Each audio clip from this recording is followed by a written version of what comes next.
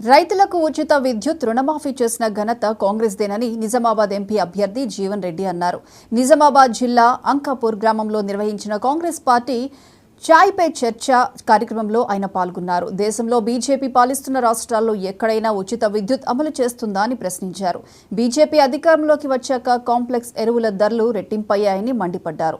రైతులకు రుణమాఫీ చేసిన ఘనత కేసీఆర్ పార్టీదేనని, కాంగ్రెస్ పార్టీదేనని, అదేవిధంగా కొత్తగా ఆగస్టు 15లోగా రుణమాఫీ చేసి కొత్త అప్పులు ఇప్పిస్తున్నామన్నారు జీవన్ రెడ్డి.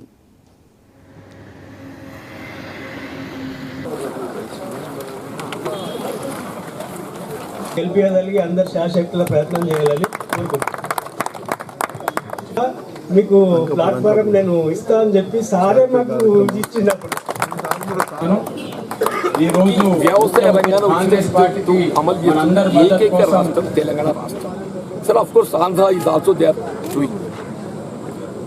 వేరే భారతీయ జనతా పార్టీ దేశంలో భాజపా పాలిత రాష్ట్రాలలో వాళ్ళు ఎక్కడైనా ఉచిత విద్యుత్ అమలు చేస్తున్నారు.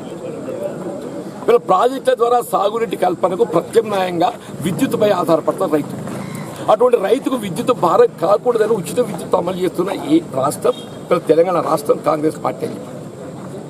అదే వ్యవసాయ పెట్టుబడులు ఏదైతుందో పెరిగిపోయినాయి. కిసాన్కి అమ్దాన్ని దో గుణ కరుంగా అన్నాడే, ఇలా కిసాన్కి అమ్దాన్ని దో గుణ కరుంగా పక్కన పెట్టగానే పెట్టుబడి పెరిగిపోయింది. ఇలా మిత్రుడు అరవింద్ గారు ఏం చెప్తారంటే, మీరు రసాయనిక ఎరువులకు కేంద్ర ప్రభుత్వం ఇంత సబ్సిడీ ఇస్తుందని చెప్తాడా. నేను అదే మిత్రుడు అరవింద్ గారిని అడగదలుచుకున్నాం. 2014లో రసాయనిక ఎరువుల ధరలు ఏముండే, ఇవాళ ఏముంది. కాంప్లెక్స్ 2014లో ఏముండే, ఇవాళ ఏముంది. డిఏపి ఆనాడేముండి ఇవాళ ఏముంది. పొటాష్ ఆనాడేముండి ఇవాళ ఏముంది. సూపర్ ఆనాడేముండి ఇవాళ ఏముంది. రెట్టింపై ఏ పోలిక అనేది ఏదైతుందో ధరల పెరుగుదలను పరిగణలోకి తీసుకోవాలి.